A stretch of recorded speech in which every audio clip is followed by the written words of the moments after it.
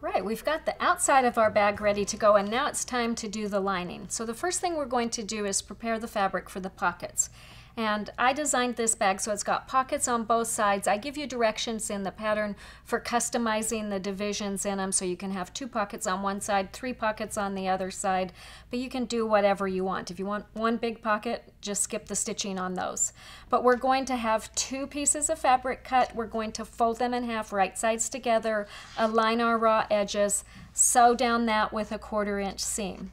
And then we're going to turn that piece right side out and press it so that our seam is at the bottom and we have a fold at the top. And then I would just go along there with your top stitch and top stitch about a 1/4 inch from the folded edge to hold those layers together and finish that off really pretty. Then you're ready to attach your pockets to the front and back of your lining. So we've got our lining pieces cut using the same template as we used for the back of the bag, and we're going to mark a line from side to side a 1/2 inch up from the bottom, and that's the alignment line for our pockets. So we just used our little chalk marker to mark that, and then we're going to take our prepared pockets, put the seam at the bottom, our top stitched edge at the top, and we'll just kind of let it hang out evenly on each side. And then we're going to mark some lines on here to divide it. If we want 2 pockets or 3 pockets, the measurements are in the pattern. After we've got that done, then we're going to sew that in place, and I will show you that on the next one. So those are there. This is the pocket done with 2 pockets, and so I had my pocket hanging out on the edge. This I've already trimmed, but I would sew first along the bottom, and as I get to the marked lines, I would pivot, stitch up to the top, come back down the line, stitch across, pivot, stitch up, come down, stitch across, pivot, stitch up, come down, stitch across here. Then I would trim my sides even and sew my 2 side seams. So these little bits on the side are going to end up folding around the side of your bag.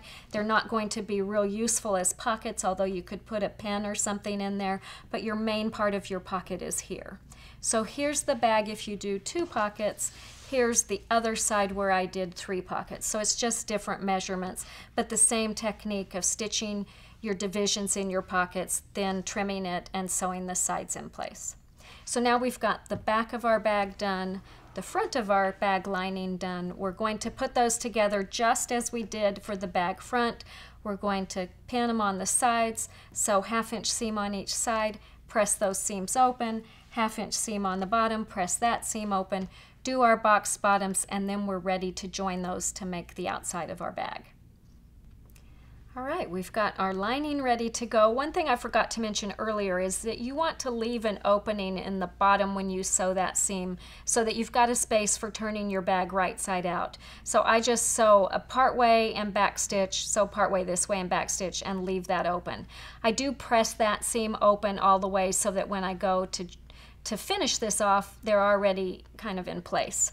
So we've sewn our sides, our bottom, our boxed bottom, and now our lining is ready to attach to our bag. So our lining we are going to leave inside out, and we're going to take our bag and put it right inside that. So I've added some interfacing to these pockets so you can see how it's kind of standing up there. Truthfully, when I made this bag, I didn't put any interfacing in those. I just left them because the Soft and Stable had such great stability. I didn't feel I needed it. So decide whether you want your triple pocket in the back or the front, your double pocket where you want it, and turn your bag accordingly if you did those types of pockets. And then we're just going to bring our side seams together. And my stitching is coming undone here. Make sure you're using about a 2.5 stitch length on this. I'm going to have to fix that when I get ready to sew that together. But if you're, and back stitch at each end, which I forgot to do. I'm going to bring this side seam together and match up my seams.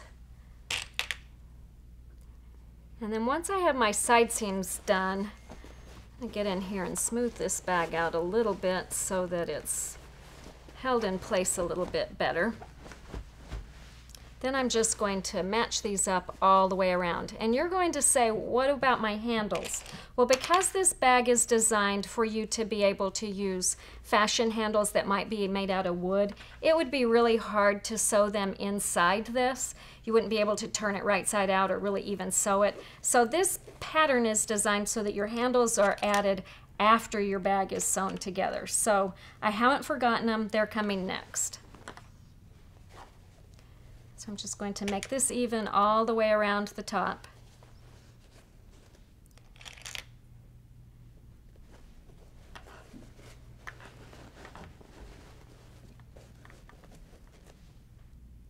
After I have that all clipped together, I'm going to sew all the way around with a 1/4 inch seam. And because of the shape of this, if you've got a free arm on your machine where you can take the table off and just put this around it, that's going to be a whole lot easier. So sew this with a 1/4 inch seam, and then I'll meet you back here. Okay, I've sewn my outside of my bag, my lining together. I left an opening down here in the bottom of the lining to turn them.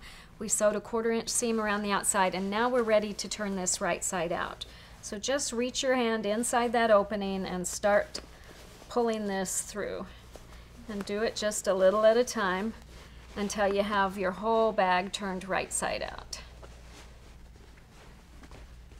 And it really is a little at a time.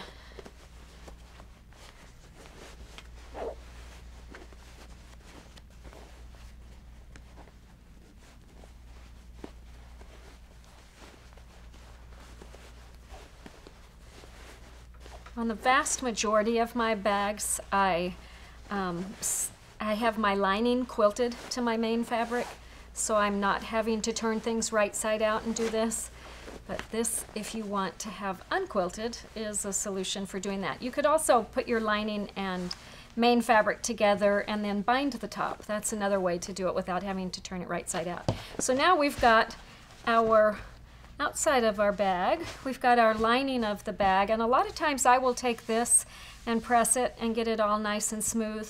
I'll take this to the ironing board or the sewing machine and just bring that together and stitch right across that with my sewing machine. You could do it by hand, but you're going to have a stabilizer sleeve in the bottom of the bag that's going to be right on top of this, so you're not going to see it. I'd say do it fast and make it easy and just do it with the machine. So after you've got your lining sewn shut, then you're going to push your lining down inside your bag and get all your edges out nice and even. And you're again going to go back to your ironing board, and there's a couple things you can do. Depending on the fabric you've chosen, if you want to have a little bit of it showing up at the top, you can just let it overlap like this and you can sew around in the ditch. Or you can do as I did on this bag and turn it all to the inside and then stitch around the outside. So either way works. I usually take that and press that, put some Wonder Clips on, and then I just stitch a 1/4 inch all the way around the top of the bag to get that held together. Then we're ready to do the flap and the handles, and we'll be finished with our bag. So let me show you that next.